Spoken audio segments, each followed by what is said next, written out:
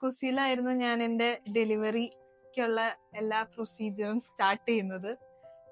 വളരെ നല്ലൊരു എക്സ്പീരിയൻസ് ആയിരുന്നു. എന്റെ ബേബി വരുന്നേക്ക് മുമ്പ് ഞാൻ ഏറ്റവും കൂടുതൽ ടൈം സ്പെൻഡ് ചെയ്തത് ഈ ജക്കൂസിയിലായിരുന്നു.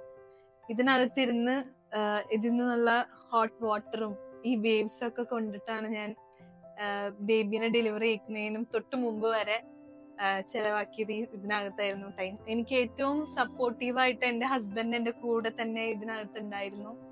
ഞാനിവിടെ എന്റെ ഹസ്ബൻഡ് എന്റെ കൂടെ തന്നെ ഇരുന്ന് എന്നെ ആശ്വസിപ്പിക്കുന്നു. എനിക്ക് പെയിൻ ഉണ്ടാവുമ്പോഴൊക്കെ എനിക്ക് എല്ലാവിധ സപ്പോർട്ടും തന്ന് മുന്നോട്ട് ടൈം പോകുന്തോറും എന്നെ സപ്പോർട്ട് ചെയ്തത് എന്റെ ഹസ്ബൻഡ് തന്നെയാണ്. ഇവളുടെ ആ ഒരു സമയത്തുള്ള വേദനകളും ബുദ്ധിമുട്ടുകളും ഉള്ള സമയത്തിലൂടെ അങ്ങനെ കടന്നു പോകുമ്പോഴും അടുത്തിരുന്ന് അവളെ ആശ്വസിപ്പിക്കാനും അടുത്ത് ആ പ്രോസസ്സ് അടുത്തിരുന്ന് കാണാനും ഒക്കെ പറ്റിയപ്പോ അതൊരു ഡിഫറെന്റ് എക്സ്പീരിയൻസ് ആയിരുന്നു. എന്റെ കൂടെ എപ്പോഴും ഫുൾ ടൈം ഒരു നേഴ്സ് അവൈലബിൾ ആയിരുന്നു.